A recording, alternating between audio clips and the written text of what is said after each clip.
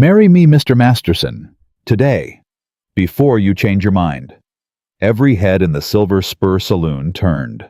Eliza Callaway stood exactly 3 feet from the most dangerous man in Caldwell Flats, her chin level, her voice carrying no apology whatsoever. Garrett Masterson set down his whiskey glass so slowly, the silence around it was deafening. He looked at her the way a man looks at something he cannot categorize. Then he said 4 words. "You sure about that? If you're new here, please subscribe to our channel, hit that notification bell, and follow this story all the way to the end. And drop a comment telling me what city you're watching from. I want to see how far this story travels."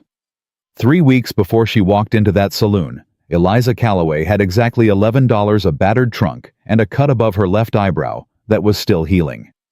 She hadn't told anyone how she got the cut. She hadn't told anyone much of anything, because the kind of people who asked questions in Hearts Crossing, Nebraska, were the same kind of people who would send word back to her father that his daughter had run.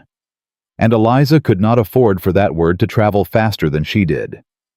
She had taken the eastbound mail coach as far as her money would stretch, then transferred to a freight wagon heading into Wyoming territory with a driver named Hobb, who talked to his mules more than he talked to passengers, which suited her perfectly. She sat in the back among flour sacks and coils of rope and watched Nebraska disappear behind her and let herself breathe for the first time in what felt like years. She was 24 years old. She had been told repeatedly and by multiple people that 24 was too old. Too old to be unmarried. Too old to start over. Too old to expect anything good to still be waiting ahead of her. Her aunt had said it with genuine pity. Her cousin Ruth had said it with satisfaction. Her father had said it with the flat certainty of a man delivering a weather report. Eliza had stopped listening to all of them at approximately the same moment. She stopped believing that the life they described for her was the only life available. She had found the advertisement tucked into a week-old copy of the Wyoming Territorial Gazette that someone had left on the seat of the mail coach. It was small 4 lines at the bottom of the 3rd page, sandwiched between notices for a lost bay mare and a reward for information on a cattle thief. Seeking capable woman, unmarried, of sound character and practical mind, to assist in the management of a working cattle ranch and fulfill the terms of a legal partnership agreement. Apply in writing to G. Masterson, Broken Spur Ranch, Caldwell Flats, Wyoming territory. She had read it 3 times. Then she had folded the paper carefully and put it in her coat pocket, and she had not taken it out again until she was sitting at the small writing desk in the back room of the Hearts Crossing boarding house the night before she left, with the landlady's candle burning low and her hands absolutely steady. She had written a letter. It was not a romantic letter. It was not a desperate letter, though she was in certain technical senses of the word desperate. It was a precise and honest accounting of what she had to offer. She could read and do figures better than most men she had ever met. She had managed the household accounts for her family's farm since she was 16. She knew livestock, not the romantic version, but the real one, the work of it, the weight of it. She was not afraid of hard weather or harder decisions. She did not require luxury or entertainment. She required only a fair arrangement and the chance to prove her usefulness. She signed it E. Callaway and gave the address of a post office box she had rented in Laramie, figuring she would be passing through on her way somewhere, wherever somewhere turned out to be. She had not expected a response. She had received 3. The first letter from G. Masterson arrived 10 days after she sent hers, written in a hand that was economical and direct. No flourishes, no pleasantries, no wasted words. Miss Callaway. Your letter was clear. Most aren't. I have specific needs for Broken Spur that require someone with the capacity you describe. I have additional questions before I can assess whether this arrangement would be suitable. G. Masterson. The questions that followed were not what she expected. He did not ask about her appearance, or her age, or whether she could cook. He asked about her experience with contract negotiation. He asked whether she had ever dealt with a creditor. He asked bluntly whether she had ever been in a situation that required her to make a decision under pressure with incomplete information, and if so, what she had decided, and why. She answered every question with the same precision she had put into the first letter. Yes, she had negotiated. Yes, she understood. Creditors understood them the way you understand a storm by having been caught in one. Yes, she had made decisions under pressure. She told him about the spring of 1882, when her father's illness had left the farm unmanageable, and she had made the decision to sell the north pasture acreage rather than lose the whole property, a decision her father had called reckless when he recovered and then claimed as his own idea the following year. She did not editorialize, she simply reported. His second letter came back in 6 days, shorter. The arrangement I am proposing is a legal one, a marriage of contract. There is a land deed complication that requires a wife's signature by the end of this calendar year, or I forfeit a portion of the property to the county. I am not looking for sentiment. I am looking for competence. If this is acceptable to you, I can offer passage money and a fair wage for your work on the ranch, in addition to housing and the legal protections of the arrangement. G. Masterson. Eliza had sat with that letter for a long time. A marriage of contract, not sentiment. Legal protections and passage money and a wage. The kind of arrangement her aunt would have called scandalous, and her father would have called a trap. Eliza called it the clearest offer anyone had ever made her. She wrote back that same evening. Mr. Masterson, I find the terms acceptable. I have one condition of my own, that this arrangement includes the right of either party to dissolve it by mutual agreement after 1 year if the partnership proves unworkable. I believe fair arrangements should be honest about their limits. If you agree, I can be in Caldwell Flats within the month. E. Callaway. His third letter arrived in 4 days. 2 words. Agreed. G.M.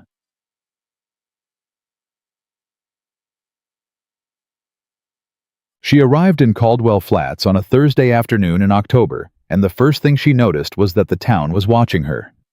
Not politely watching the way people watch a newcomer with idle curiosity, but watching the way a crowd watches something they expect to be interesting. She stepped off the freight wagon with her trunk and her traveling bag, and she felt the weight of it immediately. 2 women on the boardwalk stopped their conversation mid-word. A man leaning against the post outside the general store straightened up. A boy of about 12 stopped sweeping and stared without any pretense of subtlety. Eliza did not look away from any of them. She had learned years ago that looking away was an invitation for people to fill in whatever story they preferred. She looked back calmly and let them wonder. She spotted Garrett Masterson before he moved toward her, because he was the only person in the immediate vicinity who was not watching her. He was standing slightly apart from the small crowd that had gathered, arms crossed, looking at something down the street with the focused inattention of a man who is deliberately not performing interest. He was broader than she had imagined, not just physically, though he was that too, but in the way he occupied space, like he had simply decided that this particular stretch of Wyoming territory belonged to him and had never thought to question it since. He turned when her trunk hit the ground. Their eyes met across maybe 20 feet of dusty Main Street. He walked toward her without hurry. "Miss Callaway," he said. Not a question. "Mr. Masterson," she said back.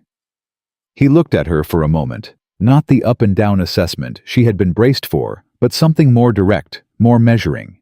Like he was reading the letter she'd sent him, checking it against the person standing in front of him. "You're younger than I expected," he said. "You're quieter than I expected," she replied. Something shifted in his expression. Not a smile, not quite, but a recalibration. He picked up her trunk without asking and started toward a wagon at the far end of the street. "Come on then," he said. She followed. The ride out to Broken Spur took 40 minutes, and Garrett Masterson said approximately 15 words during it, not counting 2 brief exchanges with his horse when it shied at something along the road. Eliza used the silence to watch the land, to take the measure of what she was walking into. The ranch itself was not what the word broken suggested. It was large and functional, the kind of property that had been built by serious work over a serious number of years. She could see the care in the fence lines, in the state of the outbuildings, in the quality of the livestock she glimpsed as they pulled through the gate. Whatever Garrett Masterson's failings were, neglect was apparently not among them.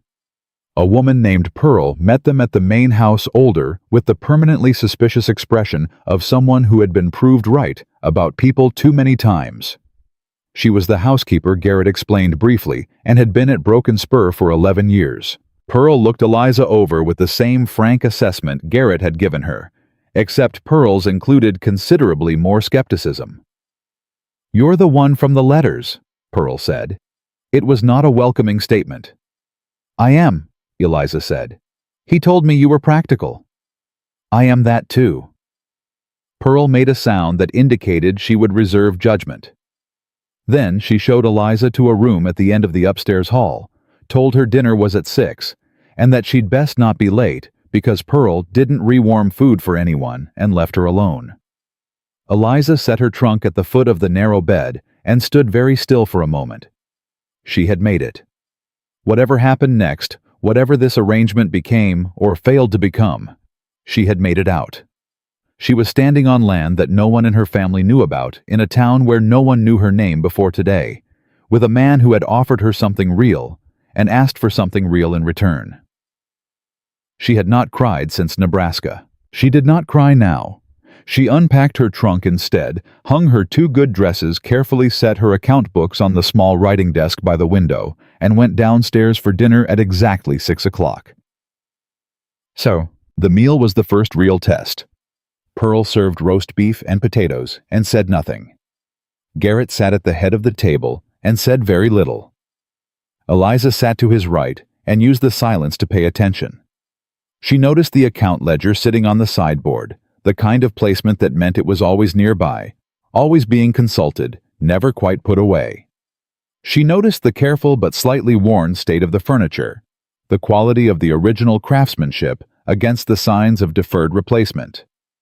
She noticed that Garrett poured himself exactly 1 glass of whiskey after Pearl cleared the plates and nursed it slowly, not drinking, just holding it the way a man holds something he needs to have within reach. "The legal situation," she said finally, because silence was only useful when it was gathering information, and she had gathered enough. "Tell me about the deed complication." Garrett looked up from the middle distance he'd been studying. "My father acquired the eastern pasture acreage in 1871 under a joint deed with a man named Hollis," he said.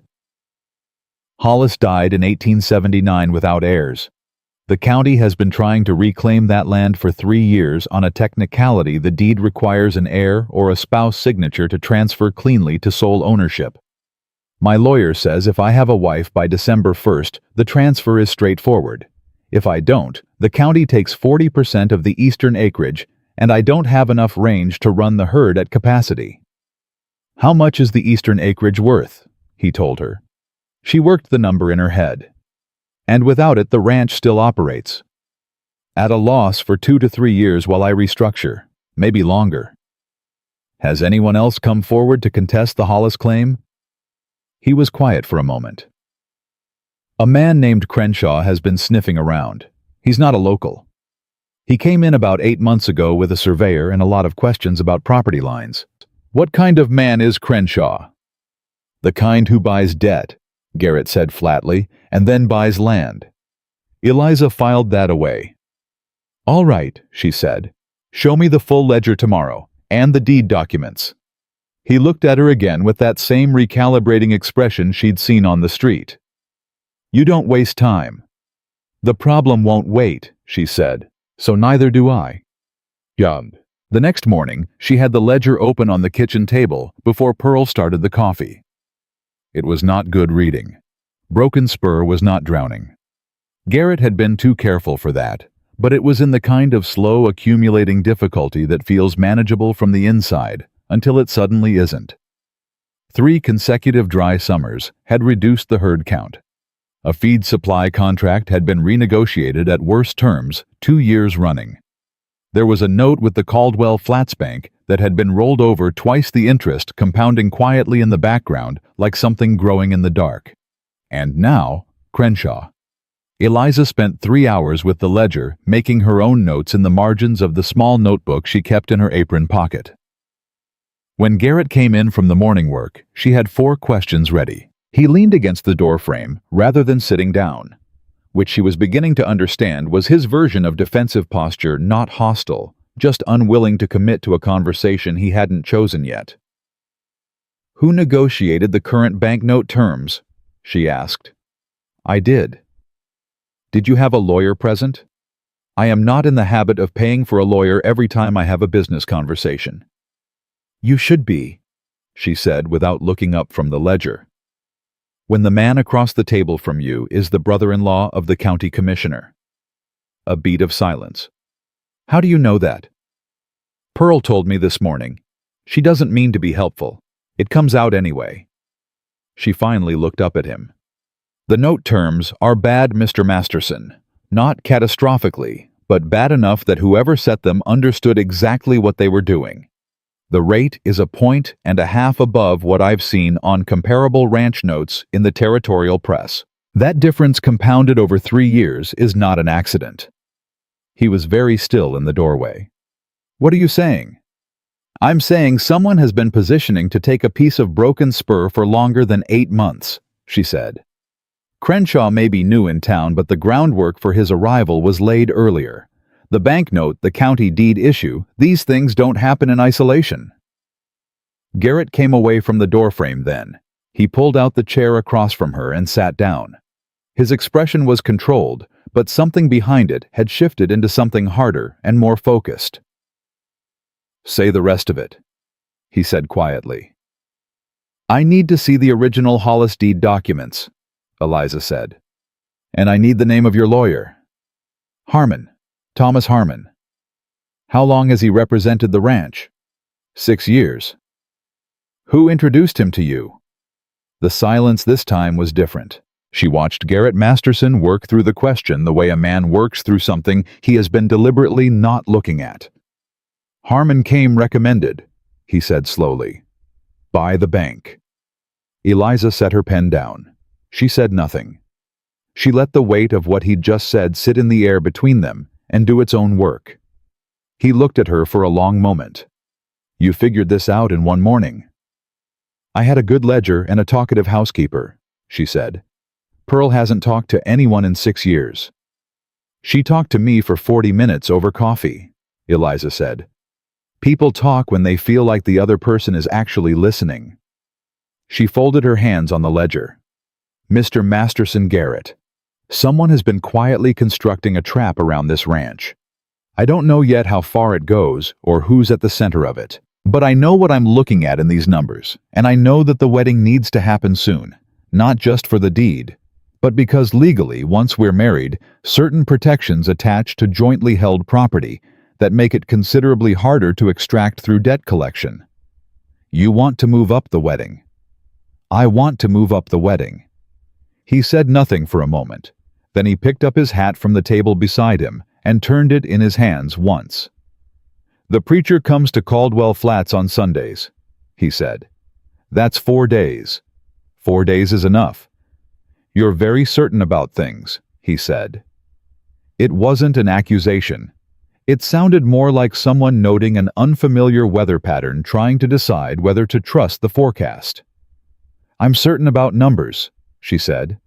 "Numbers don't have feelings. They just tell you what's true." He stood. He picked up his hat. He moved toward the door, then stopped. "The 4 words," he said. "The ones I said in my last letter. You knew that wasn't going to be enough." She looked at him steadily. "Agreed. GM."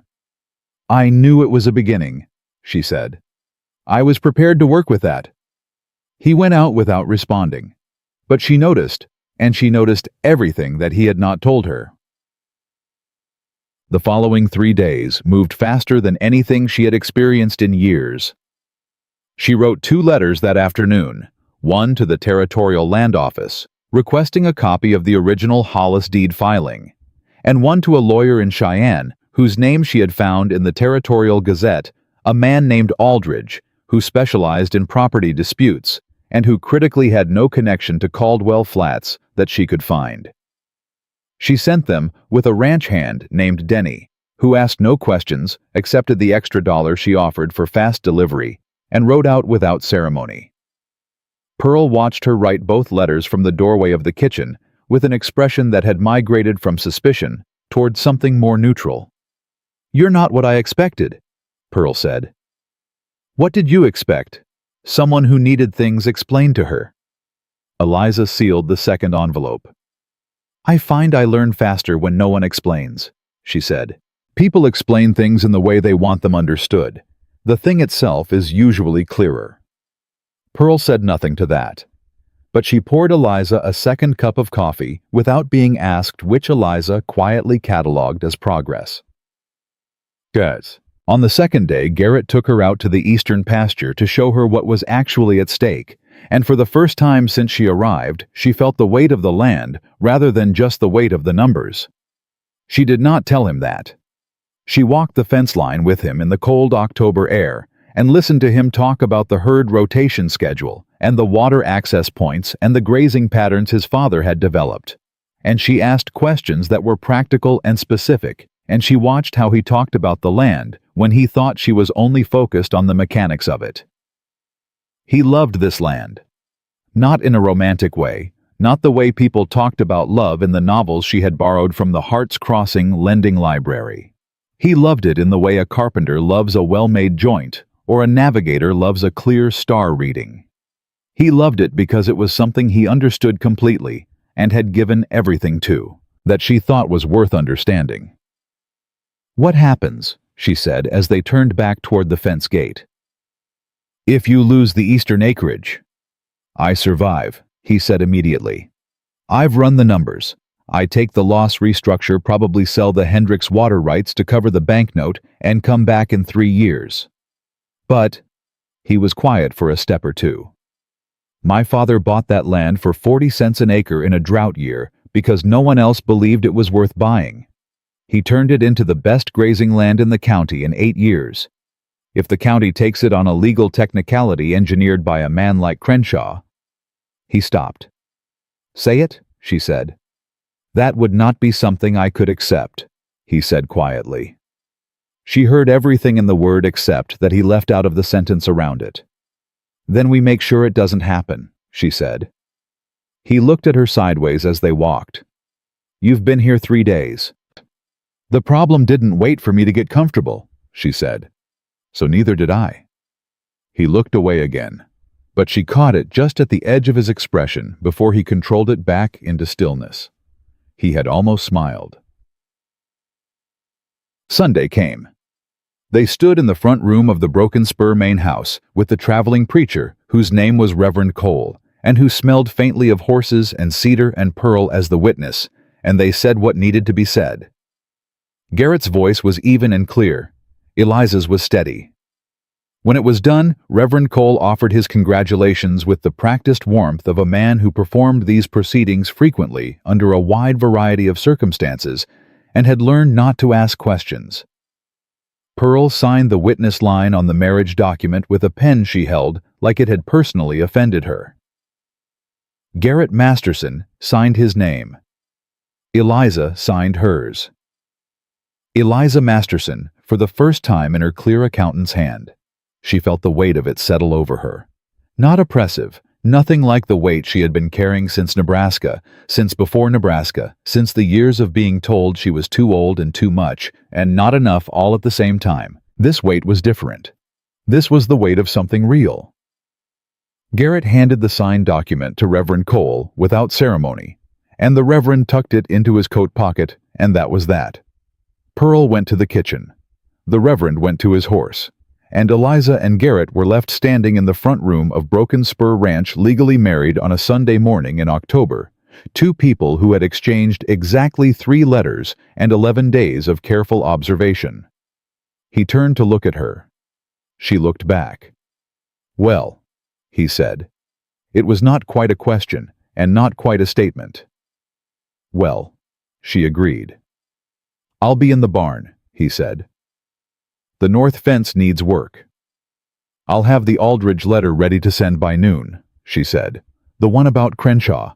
I need you to read it before it goes." He nodded. He went to the barn. She went to the writing desk. And Pearl from the kitchen doorway watched them both go and made a sound that if you were paying attention, if you were the kind of person who noticed things, was not entirely disapproving.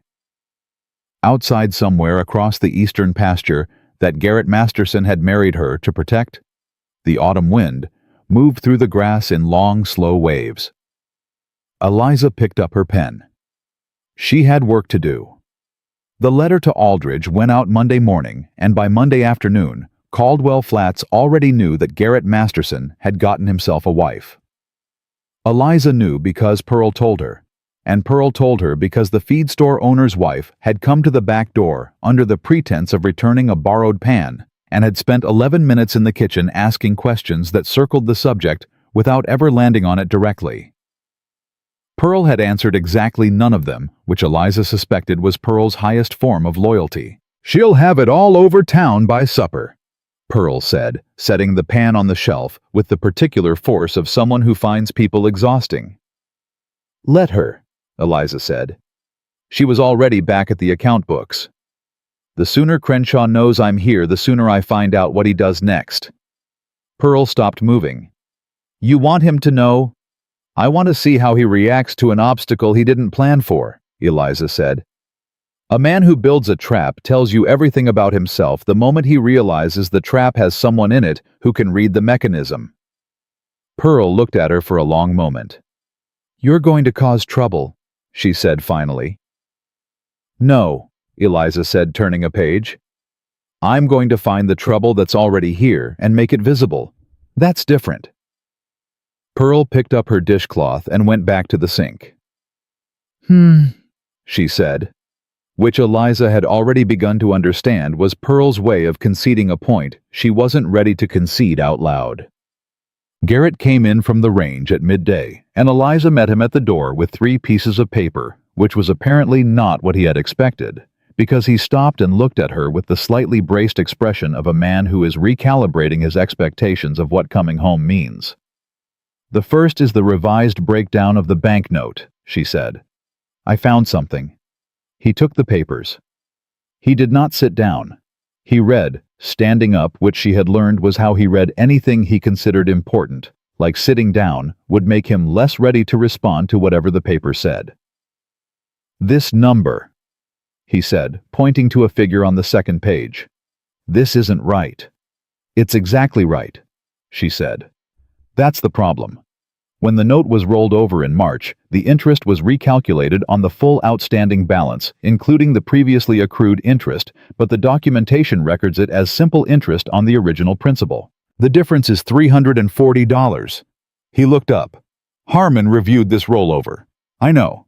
You're telling me my own lawyer missed $340. "I'm telling you, your own lawyer may not have missed it," she said. "I'm telling you the number doesn't match the documentation in a way that benefits the bank and harms you, and that Harmon's signature is on the review sheet." The silence that followed had a particular quality to it, the quality of a man who is doing hard arithmetic that has nothing to do with money. "I've known Tom Harmon for 6 years, Garrett said. His voice was controlled, but the control was working harder than usual. "I know," Eliza said again. She kept her voice even because this was not a moment for anything other than precision. "I'm not telling you what to do with that information. I'm telling you the information exists." He set the papers down on the table. He put both hands flat on the surface and looked at them. Then he looked up at her. "What do you need from me?" he asked. The question surprised her, not because it was wrong, but because it was so exactly right.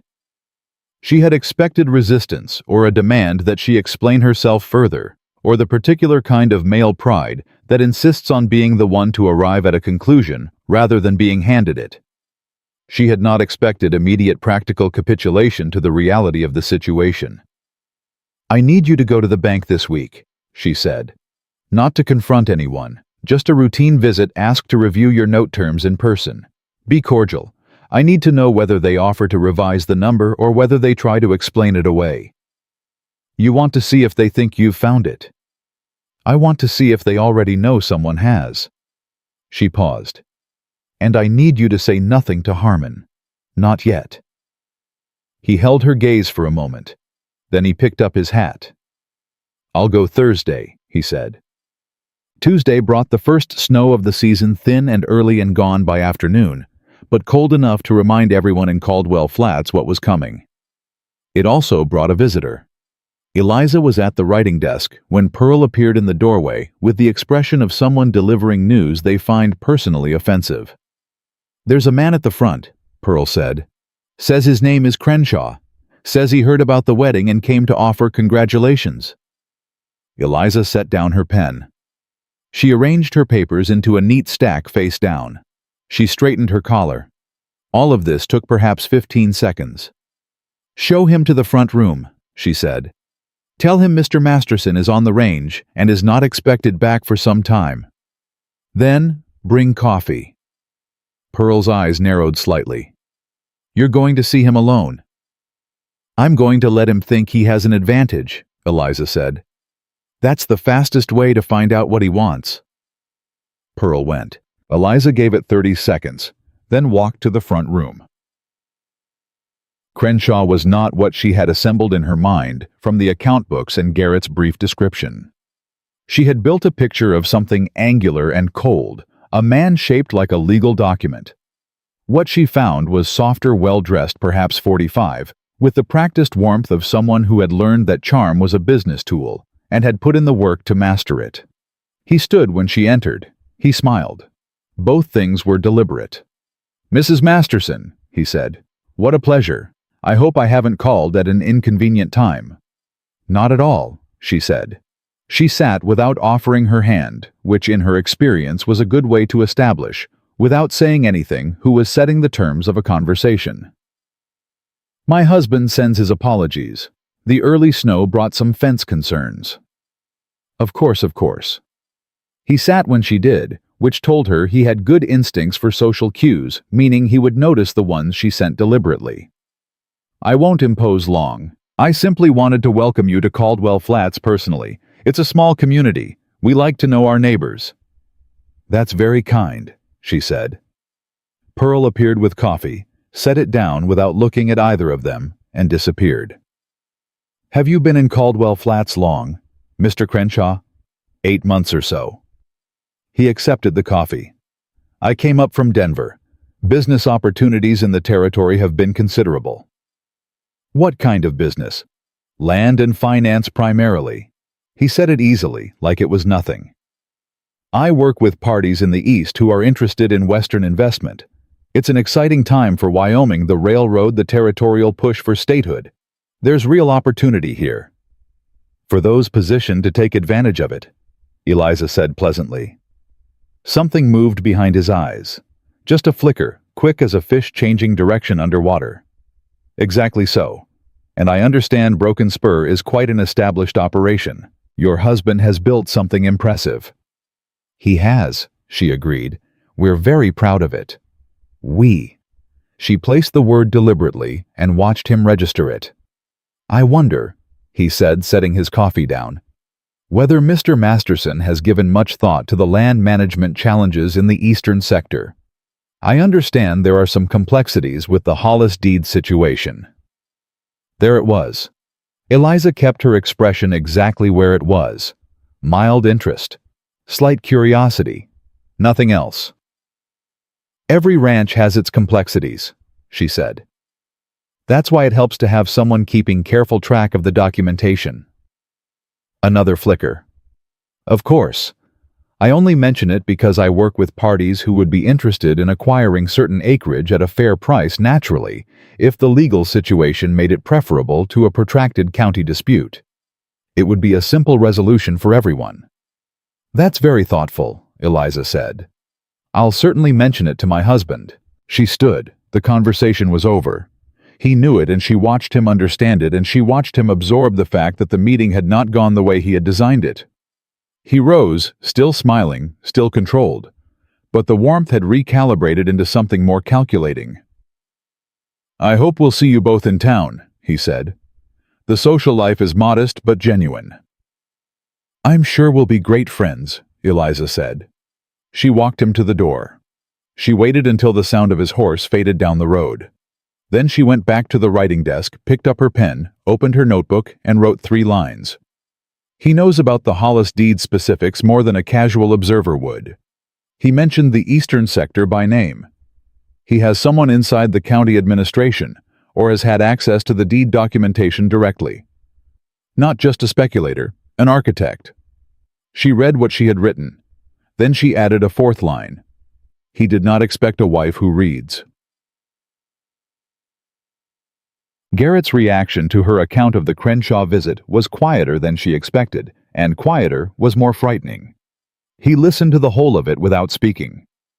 When she finished, he sat with it for a moment that stretched out long enough to make Pearl find something to do in the opposite end of the house. He knew about the eastern sector by name, Garrett said finally. Yes. That's not public information. No. The county deed filing is a public record, he said, working through it. But the specific language about the eastern sector acreage that's in the Hollis deed documentation, which I have a copy of, and Harmon has a copy of. And whoever Harmon may have shown it to, Eliza said. The silence this time was the kind that comes before a decision. I need to send a wire, Garrett said, to a man I knew in Cheyenne. He's not a lawyer, but he knows where things go when they're not where they're supposed to be. Good, Eliza said. Do it today before Thursday. He looked at her. You think the bank visit needs to come before the wire? I think you should know what you're walking into before you send signals that you know something, she said. Right now, whoever is watching Broken Spur has seen me here for a week. They don't know what I've found. Thursday, you walk into that bank as a man doing a routine review. You're not suspicious, you're just thorough. Watch how they treat thorough. Garrett studied her for a long moment. Where did you learn to think like this? From men who thought they were smarter than me, she said. They tend to be very clear about their strategies when they're not watching for a woman to be paying attention. Something shifted in his face, not the recalibration she'd seen before, and not almost smiling. Something deeper than either. Something that looked briefly like recognition. He went to send his wire. Wednesday. The letter came back from Aldridge in Cheyenne. It was not the letter she had expected. It was better and worse simultaneously, which in Eliza's experience was the signature quality of important information. Aldridge had done his research faster than she had anticipated, and what he had found was that the Hollis deed situation was not a simple county technicality. The original deed had a buried provision rarely invoked that allowed a third-party claimant to petition for a priority interest in disputed acreage if that party could demonstrate prior financial investment connected to the original property transaction. In plain language, if someone could prove they had put money into anything connected to the Hollis land deal back in 1871, they could cut ahead of the county's claim. Crenshaw Aldridge had discovered represented a Denver investment syndicate. A syndicate whose founding capital had included a loan made in 1870 to a land speculator who had briefly held an option on the acreage before Hollis bought it. It was thin. It was exactly thin enough to be dangerous. He's not just buying debt, Eliza said when Garrett read the letter, his jaw tightening with each paragraph. He's manufacturing a historical claim. He found a 60-year-old financial thread, and he's pulling it. Can he win? Garrett asked. With Harmon as your lawyer advising you not to look too closely at the fine print, she said. He has a reasonable chance. Without Harmon, with Aldridge with me, with the actual documentation, the claim falls apart. But it would take a fight. A public one. In front of a territorial judge. Garrett put the letter down. I cannot afford a legal fight. You cannot afford not to have one, she said. But you don't have to fund it alone. She turned to the 3rd page of Aldridge's letter. He says the Territorial Land Office in Cheyenne has been watching Crenshaw's syndicate for other deals. If we file a formal counter-complaint that documents the manipulation of the banknote, the deed claim, and Harmon's potential conflict of interest all together as a pattern, we are no longer a single rancher fighting a land grab. We're witnesses to a systematic fraud. Garrett was very still. We. he said. She heard the word land differently than she'd meant it. She met his gaze directly. "We," she said. "This is Broken Spur. I signed for it." He looked at her for a moment that lasted longer than the ones before it. Something was moving behind his eyes that was not calculation and was not analysis and was nothing she had a clean category for. Then he said, "Aldridge, can he be in Caldwell Flats by next week?" "If we ask him," she said. "Ask him." Thursday came, and Garrett went to the bank. He was gone for 2 hours. Eliza spent both hours at the writing desk not writing, just sitting with her pen in her hand, paying attention to the sound of the house around her. Pearl, moving in the kitchen. The wind across the eastern pasture. The particular quality of quiet that comes before something breaks. When she heard his horse, she did not go to the door. She waited. He came in, hung his coat, and sat down across from her at the writing desk. He looked like a man who has just received confirmation of something he already knew, but had hoped was wrong. "They offered to revise the figure," he said, "before I even raised it. The bank manager, not Tillis, the one I usually deal with, but a man named Fowler. I've never seen before. He came out personally to greet me. Said there had been a computational adjustment and handed me a corrected statement." Eliza set her pen down. "They knew I'd found it," she said. "Before I walked in the door," Garrett said. "Someone told them I was coming. The adjusted statement was already printed." The room was very quiet. "Harmon," Garrett said. It was not a question anymore. "Or someone Harmon spoke to." Eliza folded her hands. "Did you accept the corrected statement?" "I thanked Fowler for the correction and said I'd have my lawyer review the updated documentation." She looked at him. "You said that?" It seemed like the right thing to say. Despite everything, she felt something that under other circumstances might have become a smile. That was exactly the right thing to say. You've just told them you have a lawyer who isn't Harmon without telling them you have a lawyer who isn't Harmon. For the first time since she'd arrived at Broken Spur, Garrett Masterson leaned back in his chair with something that looked like relief, not comfort, not ease, but the particular relief of a man who has been carrying a weight alone for a long time and has just realized concretely that the person across from him intends to carry it with him. "You're very good at this," he said. "I've had practice," she said. "Men who think they're smarter than me remember." "I don't think I'm smarter than you," he said. "I decided that on the first morning." She looked at him. Something passed between them that was not the careful, practical language they had been speaking all week, something that had no name in the vocabulary of contracts and legal provisions and account books. It lasted only a moment. Then they both, by some mutual, unspoken agreement, returned to the work in front of them. But it had been there. She had noticed. She noticed everything. Friday evening, Pearl set the table for two without being asked and made a pot roast that had clearly required more effort than any pot roast in recent history, judging by the particular set of her shoulders when she brought it out. Eliza and Garrett sat across from each other as they had every night that week. But Friday was different, and they both knew it was different, and neither of them named it. They talked about the Aldridge visit, about the ranch hand roster, about the herd count, and the winter feed supply. They talked about practical things in practical language, and underneath all of it ran something that was becoming harder to ignore. Halfway through the meal, Garrett looked up from his plate and said, "Where did you go before Nebraska?" She was quiet for a moment. "Ohio originally. I grew up in a farming family east of Columbus." "What happened there?" "What happens in a lot of families," she said. "My father was not a kind man when things were hard, and things were frequently hard." Garrett looked at her steadily. He did not offer sympathy, which she appreciated. Sympathy would have made her feel managed. He simply looked at her as though what she had said was information he intended to take seriously. "The cut," he said, "when you arrived, above your left eye." She had thought he hadn't noticed. Yes. Your father. The last time, she said. I left the next morning. He said nothing. He held her gaze, and in the silence he gave her. Instead of words, she felt something she had not felt in so long. She had almost stopped believing it existed, the simple, uncomplicated weight of being seen without being judged for what the seeing found. I'm glad you answered the advertisement, he said finally.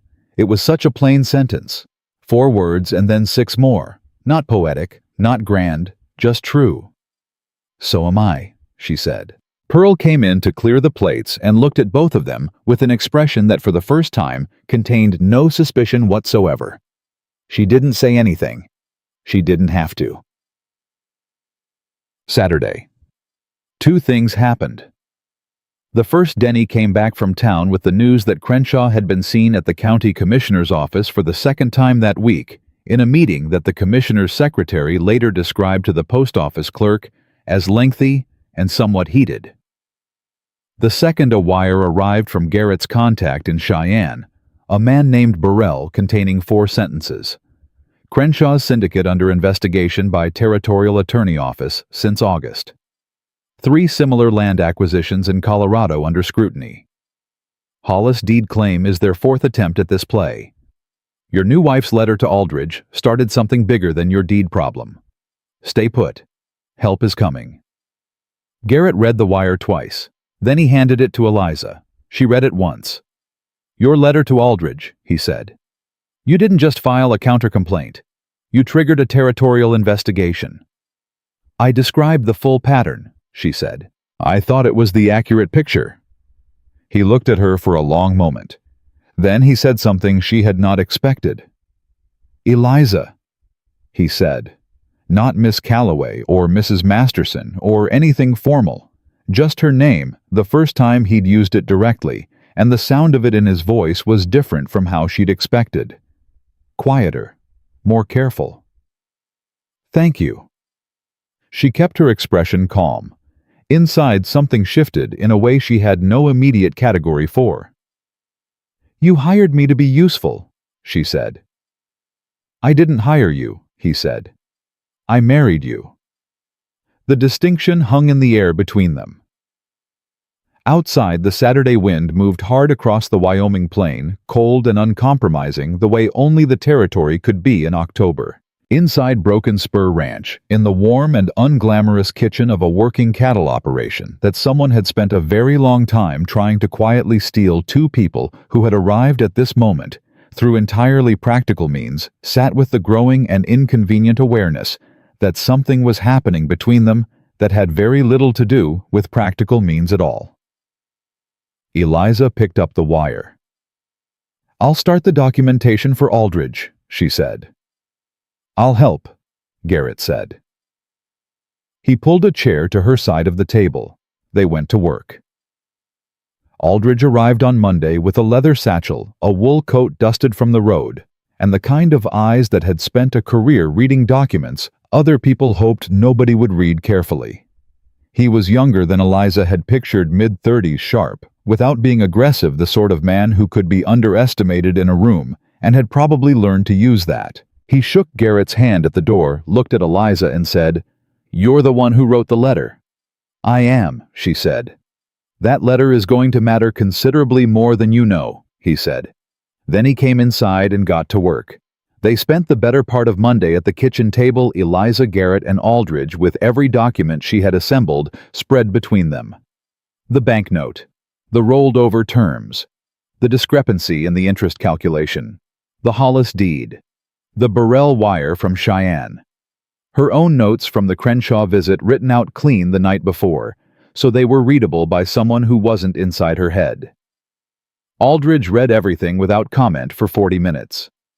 Pearl refilled coffee twice. Nobody spoke. When he finally looked up, he said, Mrs. Masterson, have you done this kind of work before? Not exactly this kind, she said. Close to it. I've managed accounts for people who were being slowly robbed and didn't know it, she said. The mechanism changes. The pattern doesn't. Aldridge looked at Garrett. You understand what your wife has found here? I'm beginning to, Garrett said. It's not just the Crenshaw claim, Aldridge said, turning back to the papers. The banknote irregularity. Harmon's conflict of interest, the timing of Crenshaw's arrival relative to when your loan was first rolled over, this is coordinated. Someone decided 18 months ago that Broken Spur was the target. The Hollis deed situation didn't create the opportunity. They found the deed situation and built the strategy around it. The kitchen was very quiet. Who? Garrett said. That's what we're going to find out, Aldridge said. He looked at Eliza. The territorial attorney's office contacted me this morning before I left Cheyenne. They want everything you've documented. They're going to move on the syndicate, but they need a clean chain of evidence. No gaps, no assumptions, everything sourced. How long? Eliza asked. 2 weeks to build the file. Then a hearing before a territorial judge. He paused. In the meantime, you need to understand that Crenshaw will know something is moving against him. Men like Crenshaw don't sit still when they feel a situation changing. What does he do? Garrett asked. He accelerates, Aldridge said. He files the claim before we can counter it. He calls in favors. He applies pressure anywhere he thinks pressure will create movement. Garrett's jaw set. The banknote. That would be my first guess, Aldridge said. If the bank calls the note early. On what grounds? Eliza said immediately. They'll find grounds, Aldridge said. Or manufacture them. Eliza was already turning pages. The note agreement has a 60-day notice provision before any acceleration clause can be invoked. I read it last week. Aldridge looked at her. You read the original note document. I read everything in this house with numbers in it, she said. The 60-day provision requires written notice delivered by a county officer. If they try to accelerate without that notice, the note is in default by the bank, not by Garrett. A silence. Then Aldridge said very carefully, Mrs. Masterson, what did you do before you came here? I survived, she said simply. It turns out that requires a lot of the same skills. Aldridge stayed through dinner and rode back toward Caldwell Flats before dark to send his wires. He left Eliza with a list of 3 additional documents she needed to locate in the county records office, which she could access as a property holder's spouse with a written request. Garrett walked Aldridge out and came back to find Eliza already writing the request letters. He thinks you're remarkable, Garrett said. He thinks I'm useful, she said without looking up. Those aren't the same thing. He said remarkable, Garrett said. I heard him. She looked up then. Garrett was leaning against the doorframe, his usual posture, but there was something different in it tonight. Less defensive. More like a man who simply wants to be in the room where something is happening. The county records office, she said. Can I take the wagon tomorrow? I'll take you, he said. You don't need to. I want to, he said. It was the first time in 2 weeks she had heard him use that word in relation to anything involving her. She held his gaze for a moment. All right, she said. She went back to her letters. But she was aware in the way she was always aware of things she filed carefully away that something in the temperature of the room had shifted. Not dramatically. Not in a way that would have registered on a thermometer. Just enough to notice if you were the kind of person who noticed. Tuesday at the county records office was its own kind of battle. The clerk, a small dry man named Fitch, who looked like he had been behind that desk since before Wyoming was a territory and intended to remain there until he personally decided to stop, greeted them with the specific warmth of a man who does not welcome visits that require him to find things. Eliza handed him her written request. He read it. He looked at her. He looked at Garrett. He looked at the request again. These files are in archive storage, he said. Retrieval takes 3 to 5 business days. I understand, Eliza said pleasantly. I'll wait. Fitch blinked. I said 3 to 5 days. And I said I'll wait, she said. I'm happy to sign whatever retrieval form you need. I'll sit right here. She indicated the bench along the wall. Please take your time. The clerk looked at Garrett, who offered him nothing. No help, no expression. Just the patient stillness of a man who had apparently decided that his wife was handling this, and his job was to be large and present in the background, which he was doing effectively. Fitch found the files in 40 minutes. Eliza went through them at the clerk's counter, which Fitch clearly found personally offensive. She took her time. She made notes. She requested 2 specific pages be copied at the county's standard fee, which she paid in exact change from the small purse she'd brought precisely for this purpose. In the wagon on the way home, Garrett said, "How did you know he'd find them faster if you said you'd wait? Because people who stall by citing process are almost always hoping you'll leave and make the problem go away," she said. "The moment you commit to staying, the process speeds up considerably." He was quiet for a moment. "You've dealt with a lot of people who stall." "My whole life," she said. "Men who say things will take time when what they mean is they'd prefer you didn't look at all." He drove. The road back to Broken Spur was cold and straight and empty. "The cut above your eye," Garrett said. "You said he was the last time. How many times before that?" She hadn't expected him to return to it. She was quiet for long enough that a less patient man would have filled the silence with an apology for asking. Garrett did not fill the silence. He drove and waited. "Enough times that I stopped counting," she said. "Enough times that I knew how to judge by the sound of his footsteps whether it was going to be a bad night." Garrett's hands tightened on the reins. She noticed. "I didn't tell you that for sympathy," she said. "I know," he said. "I'm just—" He stopped, started again. "I'm angry on behalf of the person you were then. That's allowed, isn't it? Being angry at something that happened to someone before you knew them." She looked at the road ahead. Her throat felt unexpectedly tight in a way she did not welcome and did not know what to do with. "I think that's allowed," she said finally. They drove the rest of the way in silence. But it was a different kind of silence from the one they'd had on the first ride out from town 3 weeks ago.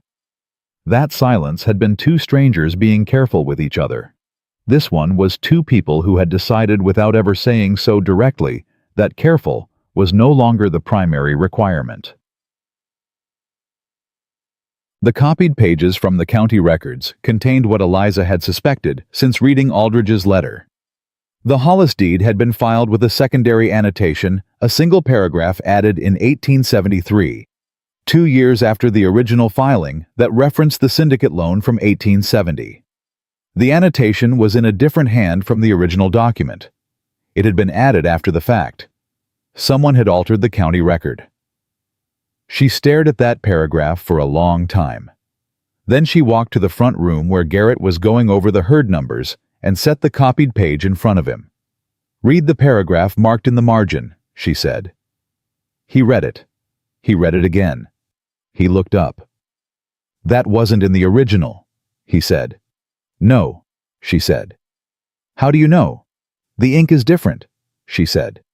"And the handwriting. But more than that, the original filing ledger date stamps each entry. This paragraph's ink density doesn't match a 1873 edition. It's newer than that, significantly newer." She paused. "Someone added this annotation in the last 2 years." Garrett set the paper down very deliberately. Someone falsified a county record. To create the historical claim Crenshaw's syndicate needed, she said. Without this annotation, their 1870 loan has no legal connection to the Hollis deed. With it, they have standing to petition. Who had access to the county records? She looked at him steadily. The county commissioner's office, the county clerk, and any attorney with a filing matter connected to the Hollis property. She paused to let that settle. Harmon filed Garrett's deed review petition 18 months ago. It was a routine filing. It would have required access to the original Hollis record. The moment stretched out long and ugly between them. "He put it there," Garrett said. His voice had gone very flat. "I don't know that for certain yet," Eliza said. "But it's the most direct line between access and outcome." She sat down across from him. "Garrett, this is no longer a property dispute. This is fraud on a county record. That's criminal, not civil." He was absolutely still. She had seen him in many states over the past 3 weeks, controlled, calculating, almost warm tight with anger, but this was different. This was a man confronting the specific personal betrayal of someone he had trusted in a context where trust was the whole foundation of the arrangement. 6 years, he said. He's been my lawyer for 6 years. I know, she said. He came to my father's funeral. She said nothing. There was nothing useful to say to that. He stood up. He walked to the window. He stood there for a minute with his back to her, and she let him have the minute, because it was his, and he had earned it. Then he turned around. His face was controlled again, but differently controlled. Not closed off, not shut down, but focused the way a man focuses when he has stopped grieving something and started deciding what to do about it. "Send everything to Aldridge tonight," he said. "The copied pages, your analysis, all of it." "Already written," she said. "I just need you to read it before it goes." Something moved in his expression that had nothing to do with strategy. "Of course it is," he said quietly. "You already wrote it." "I was waiting to show you the document first," she said. "It's your ranch. You make the decisions." "It's our ranch," he said. "You signed for it." She had said those words to him 2 weeks ago. Hearing them returned now, and his voice landed differently than she had expected. "Then you review the letter," she said, "and we send it together." He read the letter. He changed 2 words not for accuracy, but for force. She agreed with both changes. They signed it together, her name alongside his, and Denny rode out with it before dark.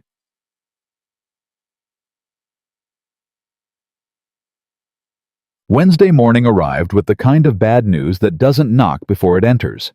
Denny came back from town at 8 in the morning instead of the afternoon, which told Eliza the news before he opened his mouth. "There's talk," he said, pulling up short in the doorway, hat in hand. "The feed store, the saloon, both places saying the same thing." "What thing?" Garrett said. Denny looked uncomfortable in the specific way of a man delivering information he wishes he didn't have. "Crenshaw put a notice in the weekly paper, filed a formal claim with the county on the Hollis acreage. Says he has historical documentation supporting a prior investment interest." He paused. "And—" He stopped. "Say it," Garrett said. "He told 2 people at the saloon last night that the Broken Spur banknote is in default, that the bank called it, that Garrett Masterson can't pay." Denny looked at the floor. "It's going around." The room was completely still. Then Eliza said, "Did he say the bank called the note or that it's in default?" Denny looked up, surprised by the precision of the question. "Both," he said, "both." "Those are different claims," she said. She turned to Garrett. "If the bank called the note, they had to issue written notice 60 days prior. If there is no written notice on file, the note has not been legally called. Crenshaw is spreading a rumor in advance of a legal action he hasn't been able to execute yet." "Why?" Garrett said. "Because if people believe the ranch is already in financial distress," she said, "it becomes easier to argue that your legal position is desperate. A desperate man takes bad settlement offers. He's creating the appearance of pressure to manufacture the reality of it." Garrett looked at her for a moment. "He's lying about the note." "Until we verify," she said. "I believe he's lying about the note. But we need the bank's written records today, not tomorrow." She was already reaching for her coat. "I'll go into town." "Eliza," Garrett started. "I'm your wife," she said. "I have legal standing to request documentation on any account in which I'm a co-signer, which I am as of last Sunday for all purposes involving jointly held property." She buttoned her coat. "Let me do this." He looked at her for one long moment. Then he said, "Take Denny with you." "I don't need—" "Not for protection," he said. "Because you shouldn't walk into that bank alone and have them claim afterward that you were never there. Denny's a witness." She stopped. Yes. That's right." She looked at him. "Good thinking." "I've been watching how you think," he said. "I'm learning." The bank was the kind of battle that happens in quiet voices across a polished counter, which in some ways is harder than the kind that raises voices. The manager Fowler, again the one who had appeared with the corrected statement the week before, greeted her with the professional warmth that was his apparent standard and asked how he could assist Mrs. Masterson. "I'd like to see the written notice of acceleration on our account," she said. "The 60-day notice, the one that was delivered by a county officer." Fowler's professional warmth adjusted by a fraction of a degree. "I'm not sure I follow the question." "We've heard a report that our note has been called," she said pleasantly. "I'm sure it's just a misunderstanding, but naturally, I want to review the official documentation. The notice would have been delivered in the last several weeks, per the terms of the note agreement." "Mrs. Masterson, I don't believe any such notice has been issued." "Then I'd like a signed statement from the bank confirming that no acceleration notice has been issued, and that the note is current in good standing," she said. "For our records, given the rumors circulating, I think that's a reasonable request."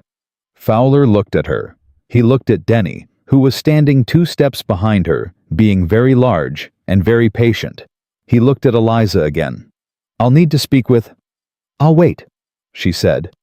She indicated the bench along the wall, the same thing she'd said to Fitch at the county office. Same bench, different building. Same principle.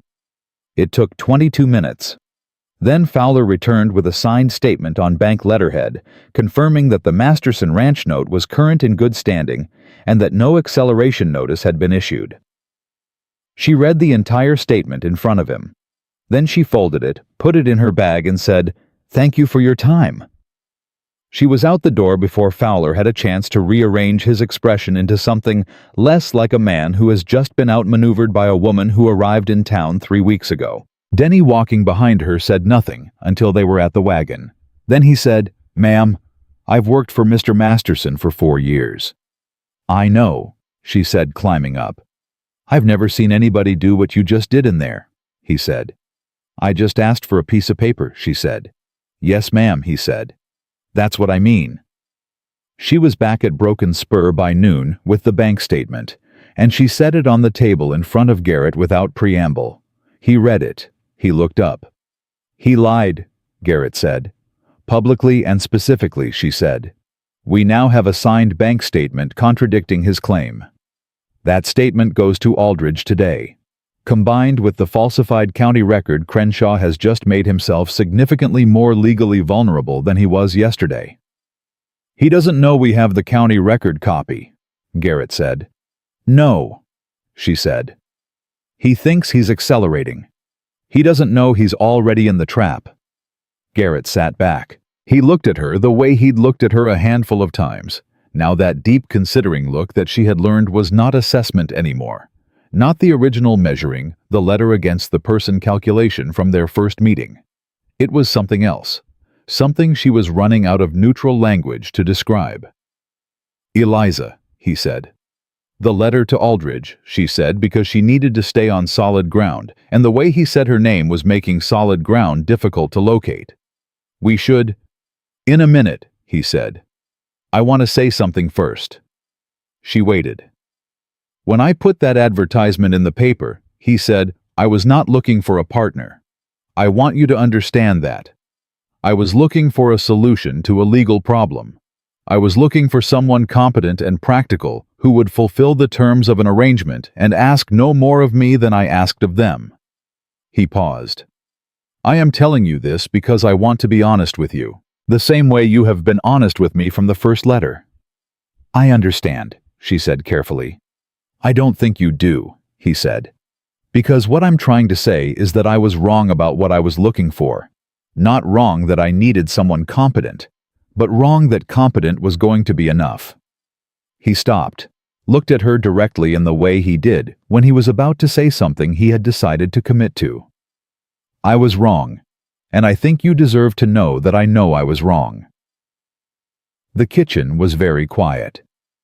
Outside, the wind moved across the pasture in long, cold currents, and somewhere distant, a cow called, and all of it felt very far away from this table and these two people, and the thing that was sitting between them that neither of them had named yet. "Garrett," she said. Her voice was steadier than she felt. "You don't have to say anything," he said. I needed you to know." She looked at him for a long moment, at the broad, careful, stubborn, slowly opening face of a man who had spent years deciding that practical was the safest mode of operation, and was now one honest sentence at a time revising that decision. "I think," she said slowly, "that what I was looking for when I answered that advertisement was also not what I thought I was looking for." He was very still. "I thought I was looking for safety," she said. "A legal arrangement. A fair wage. Ground that wasn't going to shift under me." She looked down at her folded hands, then back up. "I was not expecting to find someone worth fighting for." The silence that followed that sentence was the longest and the most complete she had ever sat inside. Then Pearl walked in from the back hallway, stopped dead, looked at both of them and said, "The letter to Aldridge isn't going to write itself." She turned around and walked back out. Eliza picked up her pen. Garrett pulled his chair to her side of the table. For the third time since she had arrived at Broken Spur, they sat side by side and worked toward the same horizon. But this time something had shifted in the architecture of the arrangement, something foundational, something that the original letters had not included, and the contract had not specified, and the law had not required. Something that had grown anyway in the particular way that real things grow, without announcement, without permission, and without any intention of stopping. The letter to Aldridge went out that afternoon. The bank statement went with it. The copied county record pages went with it. By Friday morning, Aldridge sent back a single wire. Territorial attorney filing formal fraud charges. Monday, County Commissioner's Office under investigation. Do not speak to Harmon. Do not speak to anyone at the bank. Keep Mrs. Masterson close. She is the clearest witness we have. This is going to break open. Garrett read the wire at the kitchen table. He read it a second time. Then he looked up at Eliza, who was reading over his shoulder, and said, "Keep Mrs. Masterson close." "Those are Aldridge's instructions," she said. "I'm aware," he said. He folded the wire. He did not hand it back to her. "I intend to follow them." She looked at him. He looked at her. And in the small, warm, completely unglamorous kitchen of a working cattle ranch in Wyoming Territory on a Friday morning in October, with fraud charges about to break open across the county, and winter coming on fast, and a legal fight not yet finished, Eliza Masterson allowed herself carefully and deliberately, and with full awareness of what she was doing, to feel something she had not felt in so long. She had nearly stopped believing she was capable of it. Safe. She felt safe. Not because the danger was over. It wasn't. Not because the fight was won. It wasn't yet. But because the man sitting across from her had told her the truth about himself, and listened to the truth about her, and pulled his chair to her side of the table and stayed there. That she had learned was the only kind of safety that was real. She picked up her pen. There was still work to do. The Monday that Aldridge had promised arrived with the particular weight of a day that knows what it carries. Eliza was up before Pearl, which had become her habit over the past weeks. The early hours were the clearest before the ranch came alive around her, and the day's demands started pulling her attention in multiple directions at once. She made her own coffee, sat at the writing desk, and went through her notes one final time. Everything was documented. Everything was sourced. The falsified county record annotation, the banknote discrepancy, the timeline of Harmon's involvement, the Crenshaw visit and what he had said and what he had not said, the signed bank statement contradicting his public claim, Burrell's wire from Cheyenne, Aldridge's 3 letters, 42 pages of notes in her small, precise hand. She read them through not because she needed to, she had them memorized, but because the act of reading something you have built is different from the act of building it. It lets you see the whole shape at once, the way you can't see it when you're inside the construction. The shape, she decided, was solid. What happened next depended on a territorial judge and the speed of a legal process she could document but not control. That was the part she was least comfortable with. the part where she had done everything she could do, and now had to wait for other people to do their part correctly. Garrett came into the kitchen at 6, found her at the desk with 42 pages and an empty coffee cup, and refilled the cup without being asked. He set it beside her hand and looked at the pages. "You've been up since 4, he said. "Since 3:30, she said. He sat down across from her, not at his usual remove directly across, close enough that she was aware of him in the particular way she had been increasingly and inconveniently aware of him since the conversation 5 days ago that neither of them had directly revisited and both of them were clearly still carrying. "Tell me what you're worried about," he said. "I'm not worried," she said. He looked at her with the calm patience of a man who has learned to read the distance between what she says and what she means. "Tell me what you're thinking about at 3:30 in the morning then." She put down her pen. "Harmon," she said. "Aldridge is filing today, and the territorial attorney is moving on the syndicate, and the county record falsification is documented, but Harmon is the weak point in all of it. Everything else connects through him, if he has documentation we haven't seen, or if he's moved anything in the last week." She stopped. "You think he knows?" Garrett said. "I think someone told him," she said. "The same way someone told the bank you were coming on Thursday. There is a communication line running through this that we've been working around, but we haven't found it." She looked at him directly. "Who else knows about Aldridge beyond the people in this house and Burrell?" Garrett thought. She watched him think. "Denny knows I hired a Cheyenne lawyer," he said slowly. "I didn't tell him the name."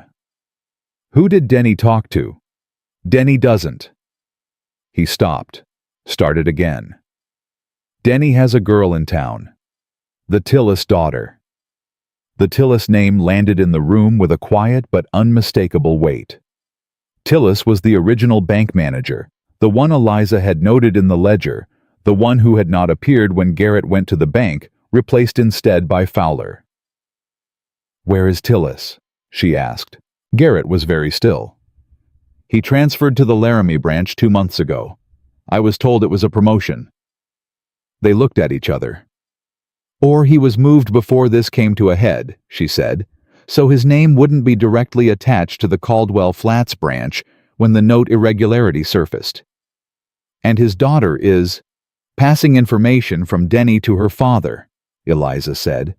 "Not necessarily deliberately. People tell people they care about things. It's what people do." The silence was not angry. It was the specific silence of a problem that has just been located and has not yet been solved. "I'll talk to Denny," Garrett said. "Carefully," she said. "Don't accuse.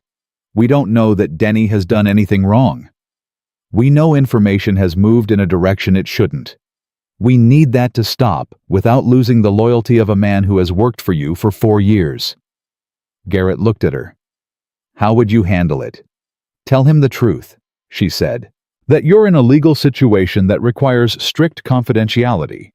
That anything said on this ranch stays on this ranch until further notice. Give him the dignity of the real explanation and trust him to respond to it." "That's..." He paused. "That's a better approach than I would have taken." "What would you have taken?" "I would have been considerably less informative and considerably more direct about the consequences," he said. "That gets compliance," she said. "It doesn't get loyalty." He absorbed that. Then he stood. "I'll talk to him before breakfast." He went. She picked up her pen.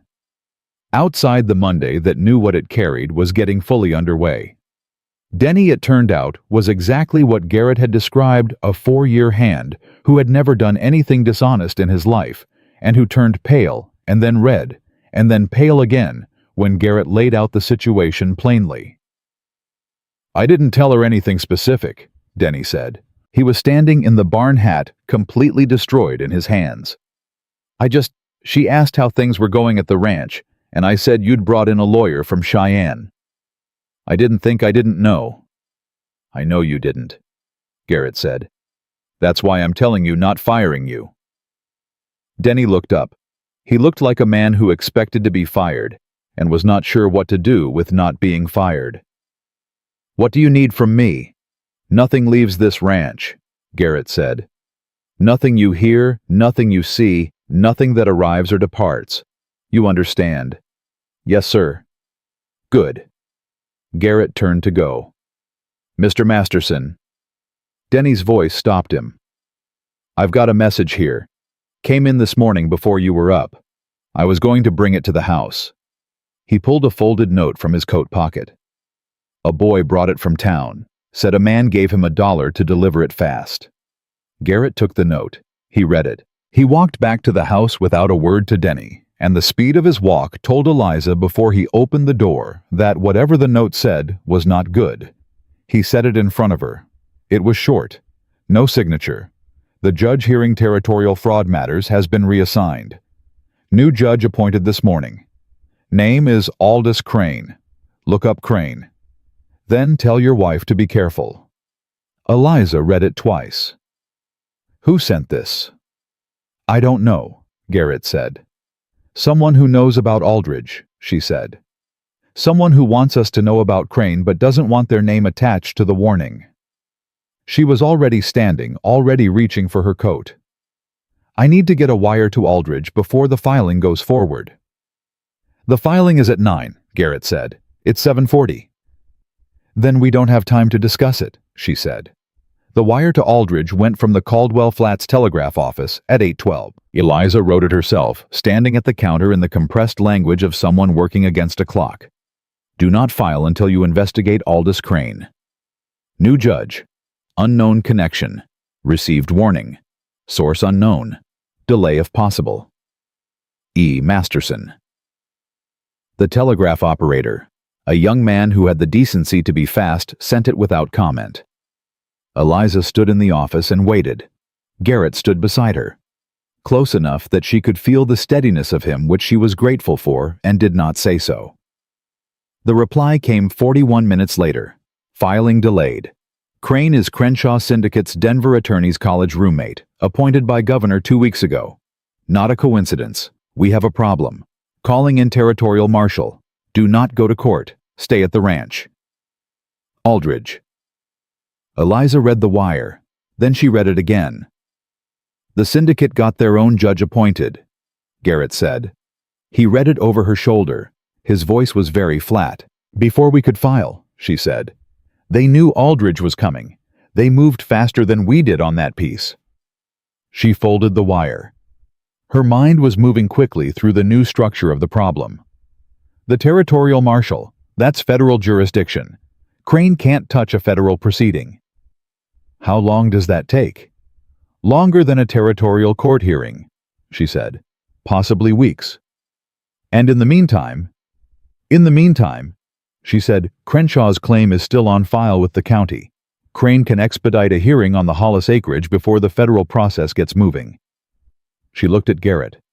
We need to file a counterclaim with the county today, not through the territorial court, directly with the county records office as property holders contesting a fraudulent annotation on a deed. Fitch, Garrett said. Fitch, she confirmed. He took 40 minutes to find a file. He took 40 minutes because I said I'd wait, she said. Today, I'm going to say something different.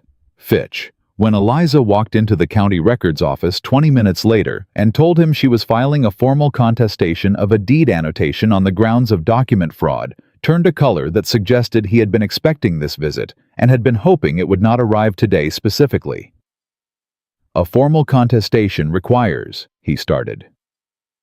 Section 14 of the Wyoming Territorial Property Code, she said. A joint property holder may file a written contestation of any deed annotation at the county records office with a certified copy of the original deed filing and a signed affidavit attesting to the discrepancy. I have the certified copy, the affidavit, and the filing fee. She set all three on the counter. The submission requires only your date stamp and your signature as receiving officer. Fitch looked at the documents. He looked at Garrett, who was doing his large and patient background presence again, with particular effect. He looked back at Eliza. The annotation in question was filed by, he started. By an unknown party using access available to county officers and licensed attorneys, she said. That determination is for the territorial marshal's investigation, not for this office. Your role today is simply to receive a properly formatted contestation filing. She tapped the papers on the counter. Mr. Fitch, I need your date stamp. He date-stamped the filing. His hand was not entirely steady when he did it. She noticed. She took the stamped copy. She walked out. Garrett caught the door behind her. On the boardwalk outside, he said, Section 14 of the Wyoming Territorial Property Code. Yes, she said. You memorized it. I memorized the relevant portions of the Territorial Property Code the second day I was at Broken Spur, she said. I thought it might be necessary. He stopped walking. She took 2 more steps before she realized he wasn't beside her and turned back. He was looking at her with an expression she hadn't seen before on his face. Not the recalibration, not the almost smile, not the deep, considering look. Something rawer than any of those. Something that a more guarded man would have put away before it showed. What? She said. Nothing, he said. But he said it in a way that meant everything, and she was entirely capable of reading the difference, and they both knew it. Garrett, she said. We should get back, he said. Aldridge may have sent another wire.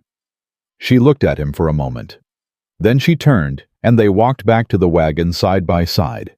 And she did not press it because she had learned that Garrett Masterson said important things at the speed he was capable of saying them, and not one moment faster, and that pressing only made him go slower.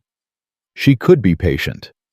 She was very good at patient. Aldridge's next wire arrived that afternoon and changed the shape of everything again. Marshal's office confirmed. Investigation opening Friday. Crenshaw aware he's moving. Filing injunction against Broken Spur title transfer to block the deed resolution before Friday. You have until Thursday to get ahead of it. I need Eliza in Cheyenne. Her testimony about the Crenshaw visit is the clearest chain of evidence we have for intent. Can she travel Wednesday? Garrett read it. He handed it to Eliza. He watched her read it. He wants me in Cheyenne, she said. I read it. That means leaving the ranch for at least 3 days. I read it, he said again. She looked at him.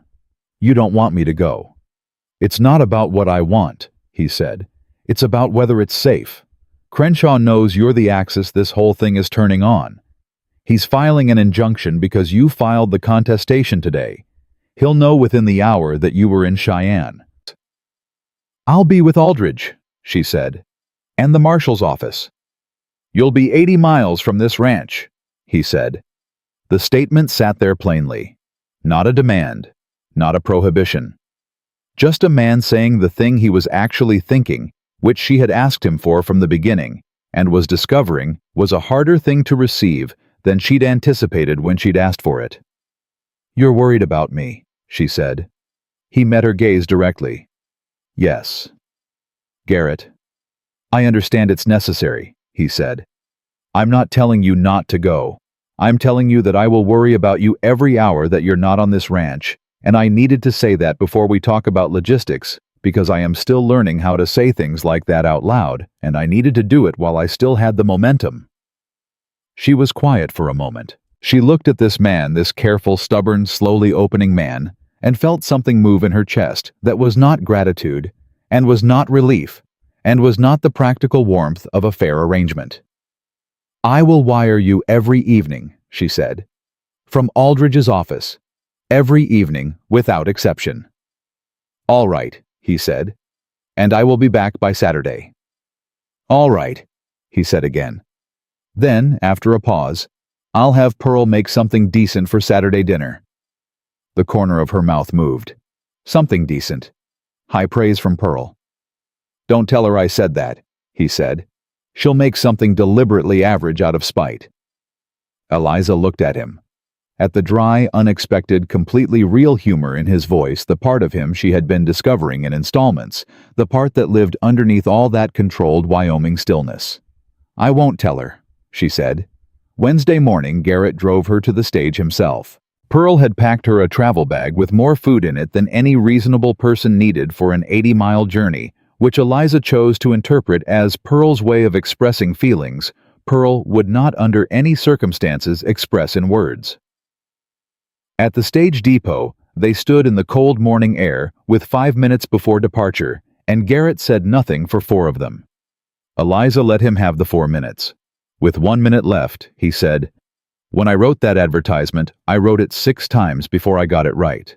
Every version before the last one said something about companionship or someone to build a life with. I took all of that out. I thought it was—" He stopped. Tried again. "I thought wanting those things was a vulnerability, something that could be used against me." She looked at him steadily. "It was not a good advertisement," he said. "But you answered it anyway." "I answered the practical version," she said. "And I found the rest of it in person." He looked at her. "The rest of it," he said. "The parts you edited out," she said quietly. The stage driver called the boarding signal. Around them, 2 other passengers moved toward the door. Garrett reached out and took her hand. Not a formal gesture, not the handshake of a business arrangement. Just his hand covering hers for the length of a breath. "Come back Saturday," he said. "I will," she said. She boarded the stage. She did not look back, because looking back was not something she did anymore. She had spent too many years looking back at things she should have left faster. But she was aware of him standing there in the cold October morning watching until the stage moved. She knew this the way she knew things she hadn't been told directly. She had become, she realized, very good at knowing things about Garrett Masterson. Cheyenne was 3 days of the most concentrated work she had done in her life. Aldridge met her at the stage with 2 associates and a marshal's deputy named Reeves, who had the steady, unhurried manner of someone who had built cases before and knew that speed made errors. They went directly to Aldridge's office and spent the first afternoon going through her 42 pages of notes, line by line, sourcing every claim, flagging every point where testimony would need to match documentation. The Crenshaw visit was central, as Aldridge had said. She walked them through it 4 times the exact words Crenshaw had used in what order in response to what she had or had not said. Reeves took notes in a small book and asked questions that were blunt and specific and occasionally uncomfortable. "He said Eastern Sector by name," Reeves said. "Verbatim," she said. "And you had not mentioned the Eastern Sector at any point in the conversation prior."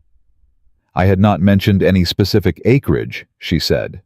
"I said only that every ranch had complexities," Reeves wrote. Reeves, and his response was to reference the eastern acreage specifically. "Yes." "Which means he had prior knowledge of the deed specifics." "Which is only available in the Hollis deed documentation," she said. "To which my husband, his former lawyer, and the county records office all had access." Reeves looked at her. He had the expression of a man reassessing something. "Mrs. Masterson, are you familiar with how we build an evidence chain in a federal investigation?" "I've read the relevant statutes," she said. He looked at Aldridge. Aldridge, to his credit, did not smile. He simply made a small gesture that communicated, "I know I told you," without requiring words. "All right," Reeves said. "Let's go through it again." Thursday brought the twist no one in Cheyenne had anticipated. Harmon walked into the marshal's office at 10 in the morning without a lawyer and without an appointment, and asked to speak with Deputy Reeves. Eliza was in the back office reviewing documents when Aldridge came to find her, and the expression on his face stopped her before he spoke. "Harmon is here," he said. She set down her pen. "Here in Cheyenne." "Asking to cooperate," Aldridge said. "He says he has documentation on the syndicate that we don't have. He says he was coerced. He says he wants a deal." The room was completely quiet. "Coerced," she said. "His daughter," Aldridge said. "Crenshaw's syndicate made a loan to Harmon's daughter's husband 2 years ago. A business loan. The kind with terms that are fine until they're not. When Harmon pushed back on the Broken Spur assignment, they called the loan. Threatened his son-in-law's business." Eliza sat very still, processing the new shape of it. Harmon had not been a mastermind. He had been a lever, a man with something to lose who had been found and used. He falsified the county record, she said. He says Crenshaw's man guided him to the record and told him what to write, Aldridge said. Harmon believes he can identify that man. That puts someone inside the county records office, she said. Or someone with enough access to bring Harmon there unobserved, Aldridge said. Fitch may have looked the other way, or someone above Fitch. She thought of Fitch's unsteady hand on the date stamp Tuesday, the way his color had changed when she walked in. The county commissioner, she said. Aldridge looked at her. That's where Reeves is looking right now. She stood up. I need to send a wire to my husband. Use the front office, Aldridge said. And Eliza. He stopped himself on the name corrected Mrs. Masterson. The case is breaking open faster than I expected. Reeves is going to want your testimony in a formal statement before Friday. Can you do that today? Yes, she said.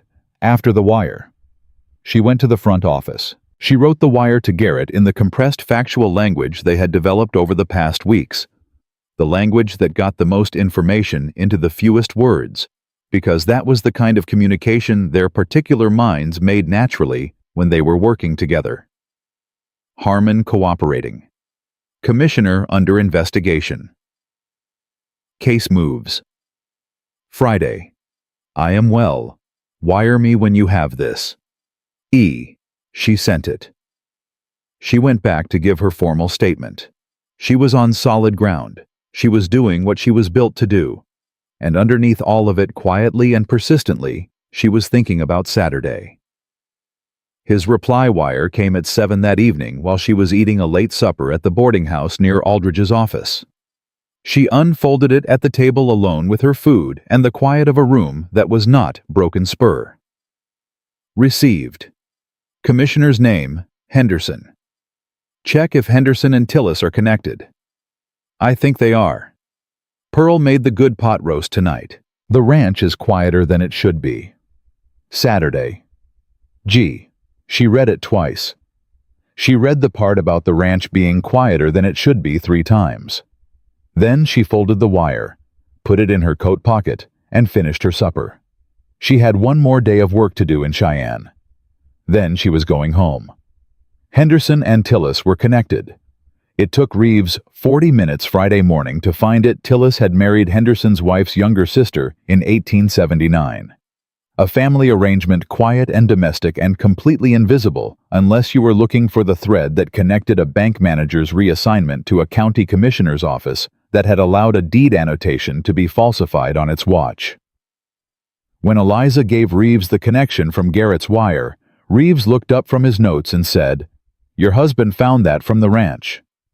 "He found the name," she said. "I found the marriage record in the Cheyenne archive this morning." She set the relevant page in front of him. "It completes the chain. Commissioner Henderson facilitated access. Tillis moved the banking side. Harmon handled the legal documentation. Crenshaw's syndicate coordinated all 3 and provided the financial motive." Reeves looked at the page. He looked at her. "Mrs. Masterson," he said, "I have been a marshal's deputy for 11 years. "Yes," she said. "I have worked cases with lawyers, with judges, with investigators, with 20 years of experience." He paused. "The documentation chain you built from a ranch kitchen in 3 weeks is as clean as anything I have seen in those 11 years. She held his gaze. "I had a good ledger," she said, "and a talkative housekeeper." He blinked. "And a husband who knew his land and trusted me to read it," she added. That part mattered considerably. She left Reeves's office at noon. She packed her travel bag at the boarding house. She was at the stage depot by 1 o'clock. She was going home. And for the first time in Eliza Masterson's life, that word home meant exactly what it was supposed to mean, and not one thing less. The stage pulled into Caldwell Flats on Saturday afternoon, and Garrett was already there. Not waiting on the boardwalk with his hat in his hands, not pacing, just standing beside the wagon with his arms crossed and his eyes on the road the way a man stands when he has been standing there long enough that he has run out of things to do with the waiting except endure it. Eliza stepped off the stage, and he was moving before she had both feet on the ground. He did not say anything. He took her travel bag from her hand and looked at her face the way a man looks at something he has been rehearsing worrying about for 3 days and is now confirming is intact. "I told you Saturday," she said. "You did," he said.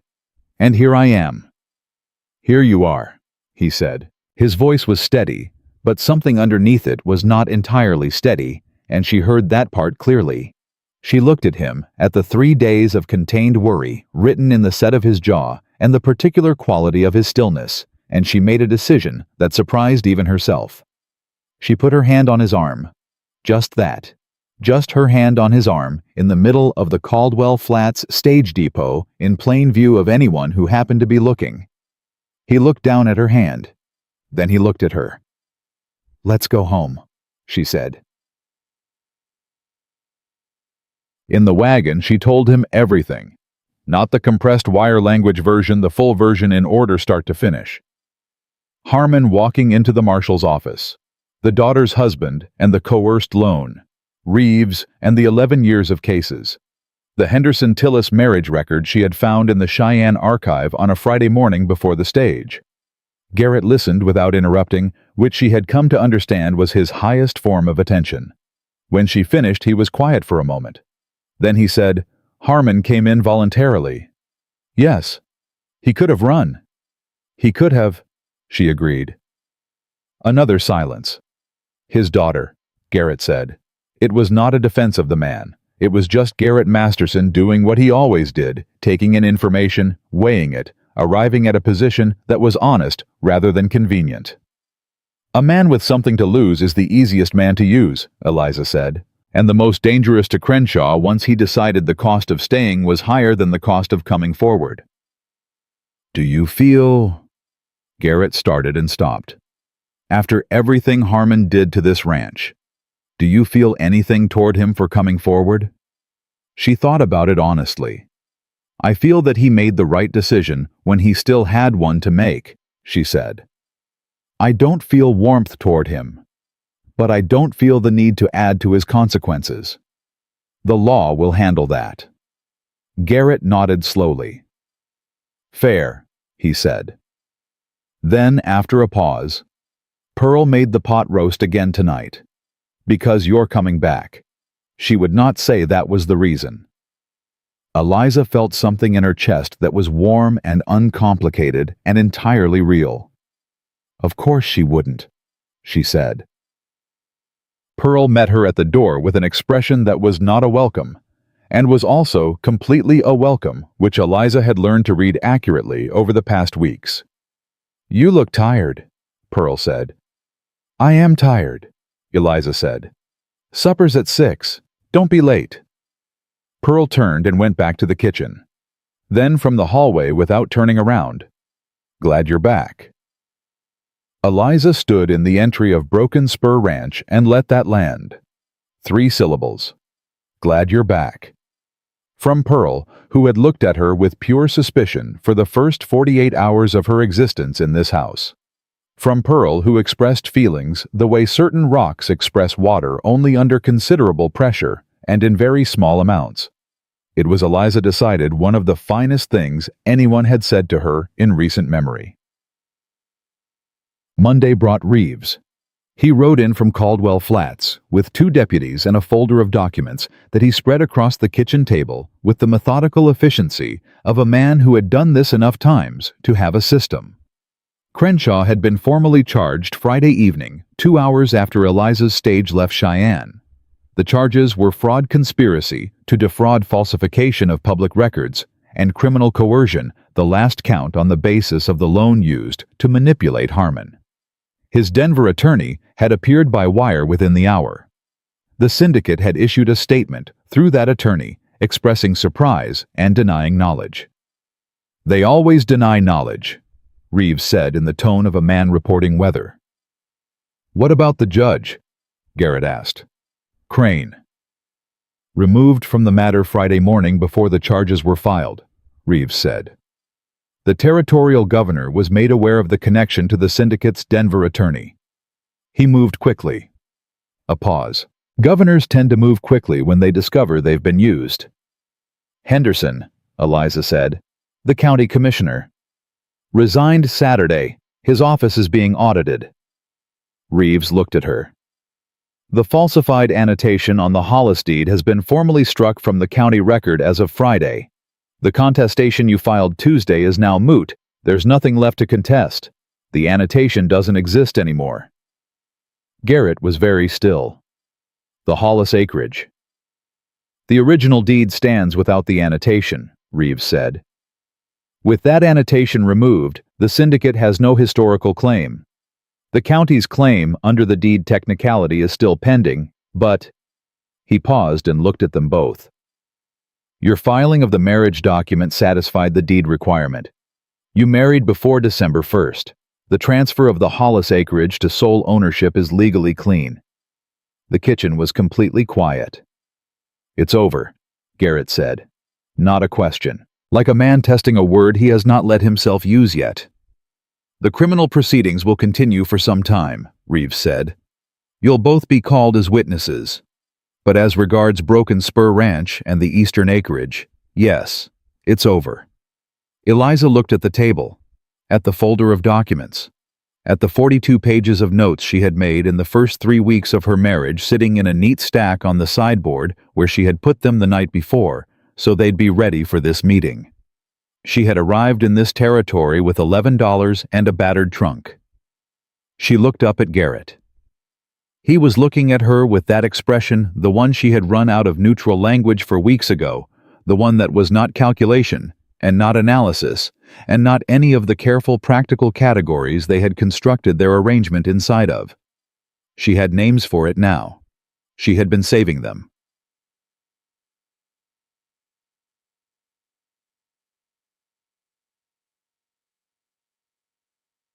Reeves left by noon. The deputies went with him.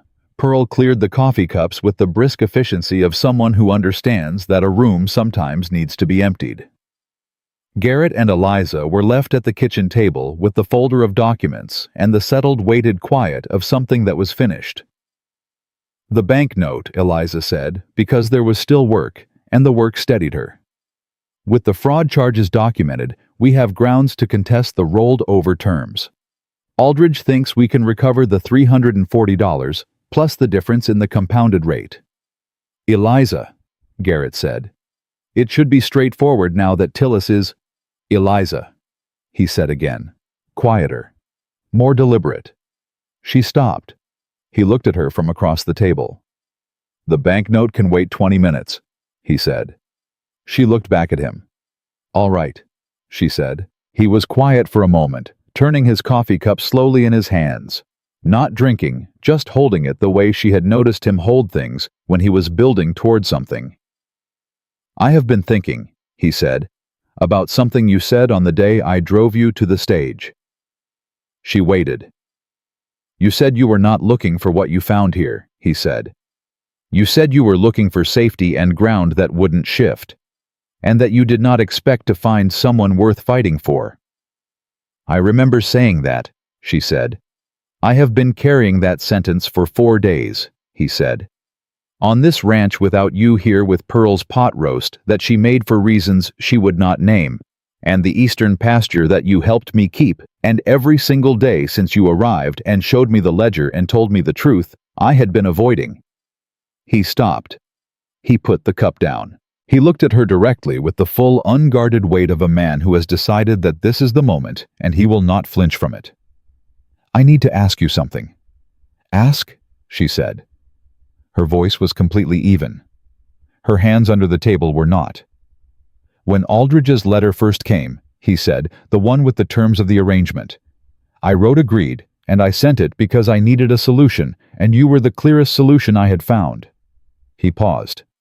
I want to ask you, and I want you to answer honestly the way you have answered everything honestly since the first letter, whether you would be willing to be here not as a solution, not as a legal arrangement, not as a partner in a contract that either party can dissolve by mutual agreement after 1 year. The kitchen was absolutely still. I want to ask, he said, whether you would stay because you want to be here, because this is where you want to be, Because I—" He stopped, took a breath, let it out. "Because I want you here. Not for the ranch, not for the eastern acreage. For me. Because 3 weeks with you in this house has shown me something I had edited out of every draft of every version of myself I had written for the past 15 years, and I am not willing to edit it out again." Eliza looked at this man, at Garrett Masterson, who had written an advertisement 6 times and removed all the parts that mattered and sent the practical remainder, and somehow still ended up here at this table saying this. She thought about Ohio, about the sound of footsteps in a hallway, about $11 and a cut above her left eye, and a freight wagon and a small newspaper advertisement folded carefully into her coat pocket. She thought about the first letter she had written him, precise and honest, and asking for nothing but a fair arrangement and the chance to prove her usefulness. She had proven considerably more than that. "Garrett," she said. Her voice was steady, her eyes were clear. "I stopped thinking of this as an arrangement somewhere around the 3rd morning, when you came in from the range and asked me what I needed from you, and it was the most natural sentence anyone had said to me in years." She folded her hands on the table. "I am here because I want to be here. I have been here because I want to be here for longer than it would have been professional to admit." He looked at her for a long moment. "You could have said something." "So could you," she said. Something shifted entirely in his face, all the control, all the careful management of expression that she had been reading in installments for weeks, all of it giving way at once to something honest and complete and completely his. He reached across the table. He put his hand over hers, both of them this time covering her folded hands entirely. "Stay," he said. "Not the arrangement, not the contract. Just stay." "I'm already here," she said. "I know," he said. "I want to hear you say it." She looked at him, at his hands over hers, at the kitchen of Broken Spur Ranch, unglamorous and real, with Pearl clattering something in the back hallway, and the October wind crossing the eastern pasture, and the deed to that pasture sitting clean and legal in a folder on the table, and her 42 pages of notes on the sideboard, and all of it built on 3 letters and 1 practical advertisement, and 2 people who had arrived at something true by the most honest route they knew. "I'll stay," she said. "Not the arrangement, not the contract." She turned her hands under his until she was holding his hands rather than being held by them. "Because this is home, and because you are why." Pearl appeared in the doorway approximately 30 seconds later, which Eliza suspected was not a coincidence. "I need to know," Pearl said, looking at neither of them, and very deliberately at the middle distance, "whether there will be 2 people at supper or whether one of you is riding somewhere." "2 people," Garrett said. He did not let go of Eliza's hands. "Good," Pearl said. "I made the good bread." She disappeared back into the hallway. Eliza looked at Garrett. "The good bread," she said. "Different from the regular bread," he said. "You'll understand when you taste it." "She knew," Eliza said. "She's known for weeks." "Pearl has always known everything," Garrett said. "She simply declines to acknowledge it until the relevant parties catch up." Eliza laughed. It was a full, unguarded laugh, the kind she had not had occasion to produce in longer than she could accurately remember, the kind that comes from somewhere real rather than somewhere performed. She heard it come out of her and thought without drama that she had not known until this moment how much she had missed the sound of her own genuine laughter. Garrett watched her laugh with an expression that was the best version of the one she had been learning all this time. Warm and specific and entirely for her. The weeks that followed moved differently from any weeks Eliza had previously experienced. Not easier necessarily. The ranch was a working ranch. Winter was coming. The witness preparation for the criminal proceedings against Crenshaw and his syndicate required time and precision, and Aldridge's case against the bank's note irregularities demanded the same careful documentation as everything that had come before it. The work did not diminish. But the weight of it was different. The weight of work you choose, done alongside someone you have chosen in a place you have decided is yours. That weight is not a burden. It is something closer to ballast. It keeps you steady, rather than pulling you down. She renegotiated the banknote terms in November. Recovered $412.62 more than she had originally calculated, because the bank's eagerness to settle quietly in the wake of the fraud charges gave her a negotiating position she exploited without apology. She deposited the recovered amount directly into the ranch operating account and showed Garrett the deposit slip across the breakfast table. He looked at it. He looked at her. 412, he said. I found an additional irregularity in the February statement, she said. It seemed worth including. He put the deposit slip down. You are, he said, the most formidable person I have ever met. You say that every time I find money they owe us, she said, because every time I mean it more than I did before, he said. The criminal hearing for Crenshaw's syndicate was set for January in Cheyenne, before a territorial judge with no connections to Denver investment syndicates or county commissioners or the college roommates of either. Reeves had been thorough about that. Crenshaw's attorney entered a negotiated plea the week before the hearing date, which Aldridge described in a wire as a man who has read the evidence and understood his options. 3 members of the syndicate followed within days. Henderson, the former county commissioner, agreed to full cooperation in exchange for a reduced sentence. Tillis, the reassigned bank manager, was charged separately in Laramie. Harmon received a suspended sentence on the basis of his cooperation and the documented coercion. Garrett, when Aldridge asked whether the ranch wished to submit a statement regarding Harmon's sentencing, sat with it for 2 days. Then he wrote a single paragraph. He showed it to Eliza before it went. She read it. It was precise and honest, and neither forgiving nor vindictive. It stated the facts of what Harmon had done, the facts of what he had faced, and concluded that the law was better positioned than any individual to weigh those facts, and that Broken Spur Ranch had no additional statement to make. That's right, she said, handing it back. I had help knowing what right looked like, he said. December 1st came the original deed deadline that had started everything.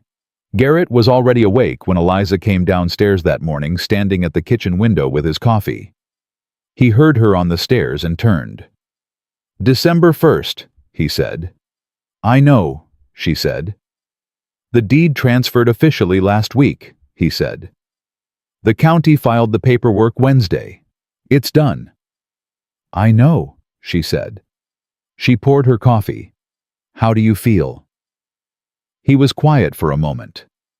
The question was not one he would have known how to receive in October. She had watched him learn to receive it. Like something I've been braced against for a long time isn't there to brace against anymore, he said. And like I'm not sure what to do with my hands. I have a suggestion, she said. What? She set her coffee down. She crossed the kitchen, not far. The kitchen was not large and stood in front of him. She put both hands flat on his chest, the way she had not quite let herself do in all the weeks of careful, and then less careful, and then not careful at all. Stop bracing, she said. He looked at her. He set his coffee cup down. He put his arms around her and held her the way a man holds something he has been afraid to reach for and has finally reached for and found real solid and exactly what he hoped. She let herself be held. She did not tally anything. She did not analyze the position, or consider its implications, or assess it for usefulness. She just let it be what it was, which was everything. Pearl walked in 3 minutes later, assessed the situation in approximately 1 second, said, "Coffee's going to get cold," and walked back out. They separated. They picked up their coffee cups. They looked at each other. "Pearl," Garrett said. "Pearl," Eliza agreed. They drank their coffee standing side by side at the window, watching the morning come in over the eastern pasture, the pasture his father had bought for 40 cents an acre in a drought year, that Crenshaw's syndicate had spent 18 months trying to take that Eliza's 42 pages of notes and her county records requests and her morning in Cheyenne and her signed bank statement and her one formal contestation filing had helped keep where it belonged. The grass was frost-pale and real, and entirely theirs. "I've been thinking," Garrett said. "About what?" "The advertisement," he said. "The original. The one I wrote 6 times." She looked at him. "The last version," he said. "The practical one. The one I sent." He paused. "I think if I were writing it now, it would be considerably shorter." "How short?" she said. He looked at her. Outside, the frost-pale grass of the eastern pasture caught the first light of the December morning, and the ranch that had survived a drought and a conspiracy, and a falsified deed, and a coerced lawyer, and a judge appointed by a college roommate was alive and whole and going to stay that way. 4 words, he said. She looked at him steadily. "Which 4? "I have found home," he said. The kitchen was warm. The coffee was good. Pearl was moving in the back hallway with the particular sounds of a woman who has decided that the people in her house are going to be fed properly, whether they ask for it or not. And Eliza Masterson, who had arrived in Wyoming territory with $11 and a healed cut above her left eye, and the quiet, unshakable conviction that she was not too old, and not too much, and not too anything. Only exactly what she was, which turned out to be precisely enough. Set down her coffee cup and looked at the man beside her, and knew with the same certainty she brought to numbers and ledgers and evidence chains that this was the truest and most permanent accounting she had ever completed. She had come west looking for ground that wouldn't shift.